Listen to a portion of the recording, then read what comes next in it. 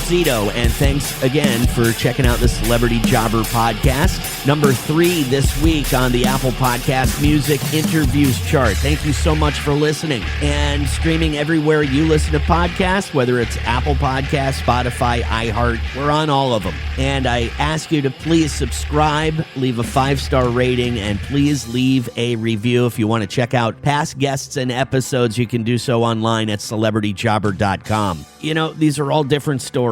This one was really, really impactful to me because I have a son who played baseball and at a high level all the way through college, and it was his dream to make it to the majors. And as a lot of people know, that's a tough, tough dream. Just like anybody, it's a dream, right? So as things didn't work out for my son in the world of professional sports after he graduated college, he definitely had a tough time adjusting to the real world. My guest today achieved his goals, his dream. He made it, and man, did he make it big. But things aren't always as they seem. Ryan Dusick, the drummer of Maroon 5, has a story that I think could help a lot of people. And I remember this story from the very beginning because I was working at the time in the music radio business and had a relationship with the guy who discovered the band. We'll talk to Ryan about that journey. What happened to him after he reached his goal? What was his big break? What's he doing these days? I think it might surprise you. What was his very first job? He was the original drummer for the band Maroon 5. Ryan Dusick is my guest this week on Celebrity Jobber. The Celebrity Jobber podcast with Jeff Zito. If you like what you hear, please subscribe, give a 5-star rating, and leave a review. Check out all our past episodes on Apple Podcasts, Spotify, or wherever you pod. What if these celebrities weren't famous? What would they have become? What was their first job? We're about to find out. Hey, Ryan. Hey, Jeff, how are you? I'm doing great, man. Dusick, is that how I pronounce your last name? You got it. Really excited to talk to you, man. I kind of, a little bit of history. I'm in the radio business for a lot of years, so I have a relationship with Ben Berkman. And I remember, and for people that don't know who that is, he was very influential in discovering, if I can say, Maroon 5. And, I haven't talked to him in a lot of years, but I remember just being so fascinated with how his business with Octone Records. I actually called him 25 years ago, and I asked him for a job. That was always, taught, if you want something, go ahead and just ask for it. And he was just like, he didn't have quite the same feelings about me probably as I had about him. He's just such a smart business guy. So I remember the whole thing with Maroon 5. I worked at a alternative station, and there was a song. It was, I think it was called Harder to Breathe, which was the first song that came out. But this wasn't like a overnight success, right? Like, you guys had some rocky roads until you got to that point, correct? Yeah, it's funny because we won Best New Artist Grammy in 2004, and people thought, it was an overnight success. We were a band for 10 years at that point. So there's a whole backstory that led up to that moment. We started the band in 94 in my parents' garage when we were just grungy kids emulating Pearl Jam and Nirvana and Soundgarden. And it took a decade. It took a decade of we had one major record deal with Warner Brothers that we put out an album that totally flopped, and we had to go back to the drawing board and start over. We had many lives as a band, a lot of different sounds, a lot of different failures that led to us growing and eventually discovering the sound that became Maroon 5. But even on that album, Songs About Jane, that was our breakthrough. We made that record in 2001. We toured in 2002 and 2003. We played over 500 shows in those 2 years.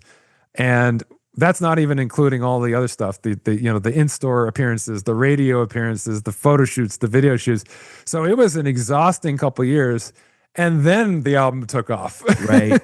So we were literally 2 years into the most grueling touring schedule you could possibly imagine.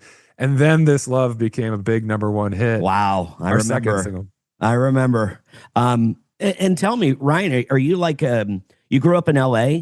So is your family musical? Were you guys just high school kids and were like, let's start a band, get some chicks? What was the back like? Did you and your family, did you have any kind of musical background growing up?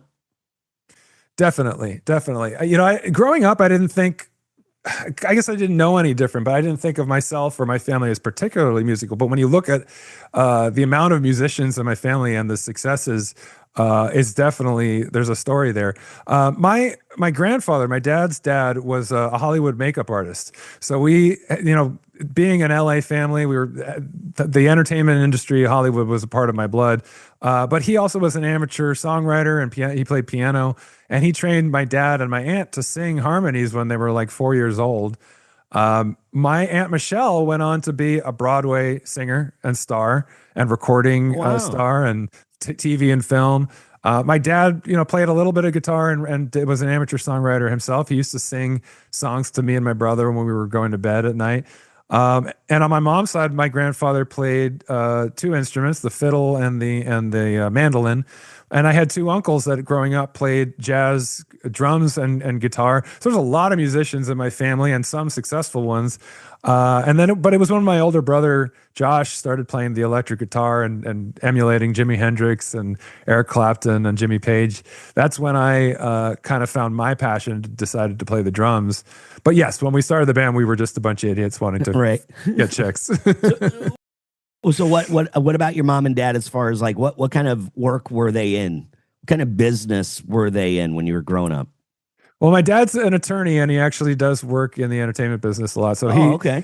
You know, my Aunt Michelle, who was a star, was probably his biggest client for a lot of his career. He's worked in animation. He's worked in a lot of different fields of as you know the legal entity of these companies. So yeah, I mean, I've been in and around the entertainment business most of my life. So we were really fortunate in that way. I think when we did finally get a record deal, we had some exposure to what that would bring, and we had. You hear horror stories, of course, of people that get taken advantage of because they have no idea what's in a contract, what they're signing, what is going to come from that life. So we had a little bit of education. However, you know, that doesn't really prepare you for what the life is really going to be like. I don't think anything can really prepare you for that.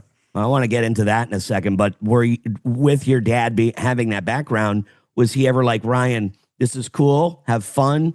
But did he point you in a certain direction when you went to college? Did you have like a backup, if you will, or a major that you were, studying in school?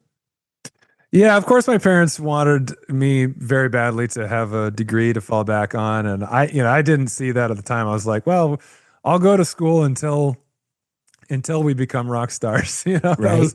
That was my big plan. It's funny how things happen in life. And at the time they seem like terrible, tragic events. And you look back and you're like, well, there was a good reason for that. And it actually turned out well. That first record deal that we had came when I was a freshman and sophomore at UCLA.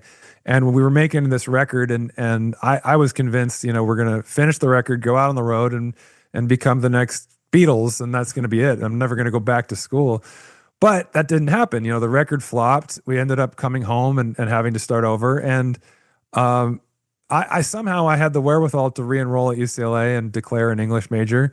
And so it was like the perfect amount of time. In the next 3 years while I was studying, we rediscovered and found a new sound and then eventually got our second record deal. And so I was able to get that degree. And my parents, I think, very, secretly were like, oh, thank God. Right. What were you going to use that English degree for? Or did you even get that far or no? Well, my other passion, when I was in high school, well, even earlier than that, as a kid, before I discovered music, I always liked writing. Writing was something I had a passion for. And as a kid, it was just writing poetry or writing little stories that looked a lot like the books that I was reading, children's stories. And, but I that fell by the wayside for a long time. But in high school, because my passion was for music, the only other thing I was really passionate about was journalism. I was the editor of my high school newspaper in high school. And I think that if it hadn't been the success of the band, maybe music journalism, working for a magazine or something like that might have been something I would have pursued. So I could have gone to journalism school, but I figured an English major was a good way to just develop the skill set of writing and all that stuff. But another example is like how things work out. Like for 20 years, I did nothing with that bachelor's degree. Right. And then all of a sudden I find myself back in school getting a master's degree in clinical psychology and writing papers, and then decided to write a book called Harder to Breathe about my life. And I really just wrote that book and did most of it myself without too much help from an editor because I had an English degree and I could do that. Okay. So things come full circle. The Celebrity Jobber Podcast with Jeff Zito. Celebrity Jobber. You mentioned just a few minutes ago about, the rock star lifestyle, touring, and people think it's glamorous. And you mentioned like, it's not really all it's cracked up to be. Can you tell me a little bit of the grind that you have to go through with the traveling and what it's like to be a huge star? Well, I put it into two different phases because we toured on that album Songs About Jane for about 4 years in total. And it was just the never ending tour. And it is glamorous and it isn't, it is all the things when you reach the level we did, all the things you fantasize about. Sure, those things happened and they were wonderful. But there was also a lot of things that went into it that nobody sees that is so incredibly challenging and oftentimes totally unglamorous. So for the first 2 years, 2002, 2003, playing over 500 shows in those years, we're driving ourselves around the country ourselves with just a tour manager and maybe a guitar tech in a passenger van and all of our gear in a U-Haul. And every day you're driving, 6-8 hours to get to the next city, the next venue, pulling all of your gear out and setting up for sound check. In those days, because we're there to play a show, but we're also there to hustle and schmooze with the local radio reps or the local distribution center. And so you're doing acoustic shows for the radio station or for your distributors or your record label wants to schmooze with you and take you out for drinks before the show or after the show. So your days are really jam-packed with a lot of stuff. And you add to that doing meet and greets and doing photo shoots and doing all these things and having to fly home to shoot a video or do press because your single's coming out or whatever it may be, locally or globally. But that was all on a micro level for 2 years. It was just slowly building one radio station at a time, one city at a time, one town, one college town, one university, but eventually it starts to all coalesce into this bigger thing where now you're getting a lot of attention and we had a gold record in the fall of 2003. We did our first headlining tour of like small theaters and we were poised at that point to then go to the next level. So then it becomes exponential. In 2004-05, we had major hits that came out globally. This Love, She Will Be Loved, Sunday Morning.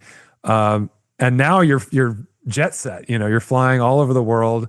There's jet lag that goes into that. You're having to fly to London and then wake up and do a week of press and promo and play at Wembley Arena. Everybody's grabbing at you, right? Like everyone. You have talk about harder to breathe. Everybody wants a piece of you. And especially for somebody like me I'm a social person, but I'm an introvert by nature. Like I need my downtime. I need to retreat into my own space. And there's just no space for that a lot of the times when you're in that world.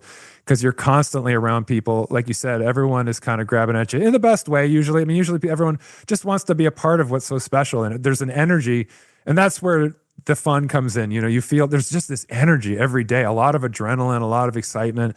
Every day you're celebrating something, whether it's just the show or another gold record in Denmark or a platinum record in Japan. And you always have something to celebrate. And we had so many wonderful opportunities to meet our heroes, Stevie Wonder, Prince, right. Jimmy Page.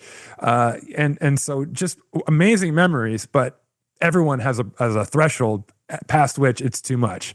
And for me, I went way past that point, and it really did start to take a toll on my constitution. Celebrity Jobber. The Celebrity Jobber Podcast with Jeff Zito. So getting into what you do now, you're at the height of the band is exploding. It's at the biggest point, and you decide to quit the band?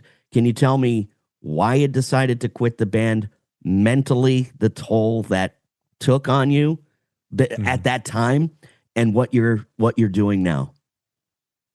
Well, it wasn't much of a choice, really, because, I had been having problems with my arm that became really debilitating, and I really lost the ability to play the drums in the way that was necessary to perform at the level that we were performing. And we had tried for a year, as we were transitioning from the Songs About Jane era into making the next record, the follow-up to it. We had tried everything. I'd gone to every kind of doctor. The band was really patient in trying to allow me to heal and recover. The thing that I understood it on some level at the time, but in retrospect, I have more clarity on, is that the problem wasn't just one joint or one nerve or one just injury that needed to heal. It was a psychological breakdown as much as it was a physical breakdown. It was a spiritual breakdown. My body was just not allowing me to do something that my nervous system had sort of identified as a threat. The amount of pressure, the amount of stress, the amount of performance was really breaking me down. And so I really think that my unconscious mind and my nervous system just made a decision at a certain point that I couldn't make consciously, which was, we're not going to let you continue to do this. And so that just took the form of my body just not being able to coordinate playing the drums the way I used to. And so it was not something that it was really a choice. I mean, it was just a mutual decision we had to make for me to walk away and for them to move on without me. And that was really the most devastating and heartbreaking thing that's ever happened in my life, because the band was my entire world. It was my entire life at that point. It was my entire identity was wrapped up in being the drummer of Maroon 5. Yeah. It was something that I invested all of myself for a decade into. We finally had all this success. I didn't know who I was if I wasn't that. Right. And so on some level, it was a relief because I'd been in so much pain and so much struggle. But in a larger sense, I had to go through a real grieving process to deal with and cope with the loss of that identity, the loss of that career, everything that went with it. I mean, it was my entire social world. It was everything that was connecting. And I can only imagine. Yeah. So, I mean, it was a struggle. I mean, I chose every unhealthy way to try to cope with it, as we tend to do when we're grieving. Right. I was angry. I was in denial. I was depressed. I was anxious. I was drinking too much. I was acting out and behaving.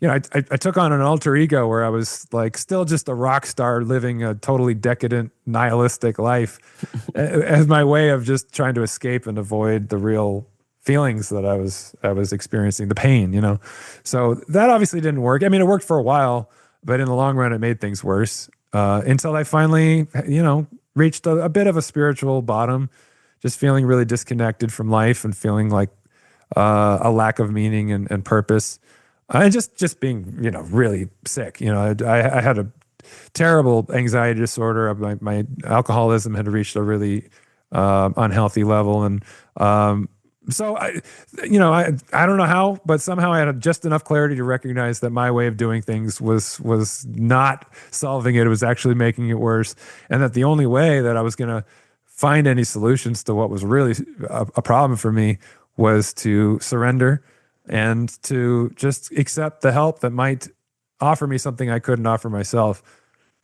And Ryan, you've since become a therapist and helping other people with their mental health. And I wanted to hear a bit about Promise to Live, if you could. Yeah, this whole journey in the last decade of my life is not something I could have foreseen, but it was a natural outgrowth of my own recovery. I discovered service early on in my recovery. Just showing up for other people was a really helpful way for me to get out of the self-obsession that goes along with addiction and anxiety and depression. And so that started, just a whole new passion for mental health and psychology that led to me going back to school to become a therapist and writing my book, Harder to Breathe. That kind of kicked off this other aspect of my life, which is this public advocacy that I've been doing. I never thought of myself as a public speaker, but now I had actual, life experience and an education to speak on. And so I started getting asked to promote my book and otherwise to talk about mental health and talk about psychology and tell my story. And so becoming an advocate has just been another level of fulfillment that comes from this incredible journey I've been on. And Promise to Live is an organization that's, taking things to a whole other level. It's one thing for me to work with people one-on-one, which is very fulfilling. And even to have some people buy my book or listen to my podcast, the Harder to Breathe podcast, those are all really meaningful ways to be of service and to advocate. But we're talking about Promise to Live had reached over 3 million people live streaming on their event last year. It's going to be more than that this year. It's an organization that's really, sort of putting their money where their mouth is in terms of advocacy on a global scale. It's a global movement on World Suicide Prevention Day, September 10th. Where anyone can get involved. Everyone can become an advocate just by tuning in and even live streaming it through their social media platforms to reach an even bigger audience. It's so necessary. We need to have this conversation, destigmatize talking about suicide, and ultimately save lives by connecting the people who need help with the resources that help them. And so that's why I've signed up to help with Promise to Live to promote this event. And I'll be there on stage at the Avalon Theater that night.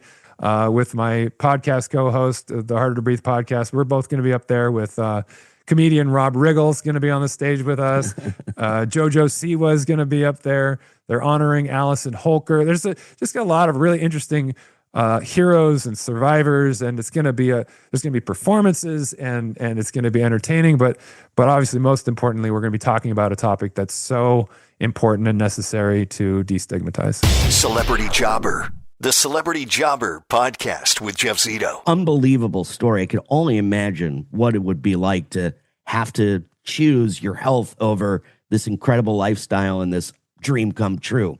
What was your first job? Do you remember your very first job ever? I think my first job, if it just popped in my mind when I was 12 years old, baseball was my first passion in life, and I thought I was going to be a pitcher for the Dodgers someday. I was a really good pitcher at age 12, and at my little league, you could sign up to run the board and be the announcer for the little league games. Right. I think it was probably like something like $20 a game or something like that. But I would do it every weekend. I'd show up with my little score pad. I'd keep score and I'd run the scoreboard, and I'd say, "Now up at bat." Right. Charlie Tenenbaum. Right on. That's a fun kind of first job. Yeah. And lastly, I wanted to know, I'm sure it could be a long story, but do you remember the moment everything changed, the big break? I just want to know, like, maybe what it was. Was it an appearance? Was it hearing your song on the radio? What was that thing that happened to where you looked at yourself in the mirror and said, my life's different forever? There were a series of things that were like that on different levels. It was a very gradual thing because, it wasn't an overnight success. However, there are those flashbulb moments that are like, that was a moment where we all looked at each other and said, holy crap, and the thing that leaps to mind when I'm asked that question was the first time that we ever played in an arena. We were opening up for John Mayer for the first time. And this was actually pretty early. I think it was the end of 2002, probably. So our first year of touring on Songs About Jane. But we were about a year into touring, and we were seeing the gradual growth. We'd come into town. The first time we're playing for 50 people. The next time we come into town, we're playing for 200 people. It had grown to the point where we were opening up for acts that were playing in theaters and stuff like that. And then finally, John Mayer asked us to do a few dates on the East Coast because he had heard our record and was a fan. We had, I think, Harder to Breathe out, but it wasn't a huge hit at that point. So some people would know us, but the general public didn't really know us yet. So we pull it was in Philadelphia at Temple University. They've got a 12,000 seat arena. And John was excited to introduce us, which was cool because he didn't have to do that. Normally, the opener goes on, the place is a quarter full. The lights are on. It's very undramatic, and no one remembers. And then the headliner comes on later. He actually held back the set time because the place wasn't full enough yet. And he said, "Everybody, hang back." And so we're at the side of the stage with John in the wings of this arena. And then finally the lights go down. And when the lights go down in an arena, we had never been on stage. You can't really see the audience. It's just a big empty void, because you're up there. It's just like an airplane hangar, and there's all the lights are on you, these big, huge lights. And there's these big speakers that are going out to the audience that just kind of create this big rumble that you can't even really hear on stage because it's just kind of a rumble. So you walk on, he announces us, which was amazing. We were thankful, but he's just like under the spotlight. He walks off, we walk on. We can't even see, we can't get a sense. It feels very cold. So we play our set. We're just kind of looking at each other like, okay, I don't know. I guess this is going all right. But we're in the last song of the set, which was Sunday Morning. It starts with me playing the beat at the start of the song. And Adam turns around to me, he says, vamp. So just keep playing the beat. And he turns around, he goes up to the mic and he says, I want to see you guys. Like, we've been up here for half an hour and I can't even see you guys. He says, can we get the lighting guy to turn up the house lights? And so right in that moment, the lighting guy turns up the house lights and we get a glimpse of 12,000 people staring at us. And they are cheering wildly. And I remember vividly from my drum seat, looking all the way to the back of the arena, at the very top back seats, people waving their hands over their heads like this. And they looked like little ants to me. They were so far away. Wow. And I almost fell off of my drum seat because it was like, that's not an experience most people get to have. And to see it, it felt surreal. It felt like a dream, like it wasn't real. It was right then and there. Ryan, what an incredible story. Promise to Live, his book, Harder to Breathe. Phenomenal story. Good luck to you the rest of the way. And it was a real pleasure speaking with you. Thanks, Jeff. Appreciate it. So thinking back to working so hard towards your dream and you are just tirelessly working, not an overnight success. Like he said, it was like a 10-year process and finally achieving the status that you achieved to only have to quit because of health reasons. It was taken all away. And imagining what that is like mentally going through. And he told you he was dealing with it his own way, self-medication. It seemed like it took a while for him to come out of that funk. And again, I can only imagine. When he went to college, he said he majored in English. He had a passion for writing. He had a passion for journalism. He thinks he might have gone in that direction if music didn't really work out for him early on. But as we know now, after dealing with not being in the band anymore and dealing with his mental health, he has now become a therapist to help other people in similar circumstances. I mean, I think it's just a really, really important story to hear. His other passion was baseball. So his very first job was at Little League games and announcing the players. Sounded like a pretty cool first job. I'm not trying to one-up Ryan, but I had that same job, but it wasn't for Little League. It was for the Boston Red Sox in spring training. And I remember being on the microphone, now batting for the Red Sox, number 24, Manny Ramirez, and the place went wild off of my voice. It was a major rush. And I guess for Ryan, his big break was when he was out on the road with Maroon 5. He actually teamed up with John Mayer. They had a relationship. And when he was in Philly, all of a sudden, they turned the lights on and there they were, 12,000 people there to see Maroon 5. And usually, the opening band has a few people, stragglers coming in and out. But they were there to see Maroon 5. And I think for the first time, Ryan was like, wow, I think we're onto something. I think the moral of this story is there is life after your dream job. If you have your dream job and it doesn't last long, you get fired. Maybe you feel like that job defined you and you'll never be able to get it back. This guy reinvented himself. He's in a good space. I think he's completely at peace with his decision. And I think at the end of the day, again, a very important story to hear. I think Ryan is a pretty good example of how to reinvent yourself and move forward. With that being said, RyanDusick.com. That's Dusick, RyanDusick.com. He's got a podcast called the Harder to Breathe podcast. He does therapy. He does coaching. He does speaking engagements. He wrote the book, Harder to Breathe. And, of course, that's where his English degree came in handy, as he mentioned. So RyanDusick.com for more information. Thank you so much for making this one of the top podcasts on the Apple Podcast Music Interviews chart. I think we're number 3 today. We're streaming on all platforms, whether it's Spotify, iHeart, Apple Podcast, wherever you listen to podcasts. I ask you to please subscribe, would love a 5-star rating, and please leave a review. Plus, you can check out past guests and episodes online at celebrityjobber.com. And celebrating the Celebrity Jobber Podcast's 3rd anniversary. That's right, we're 3 years old, over 150 episodes. Again, you can go back and check them all out at celebrityjobber.com. I can't thank you enough for listening. Got a great guest coming up next week. He'll be the last of the Tenderloins. That's right, Impractical Joker Sal Vulcano, my guest next week. Until then, thanks again for listening. I'm Jeff Zito.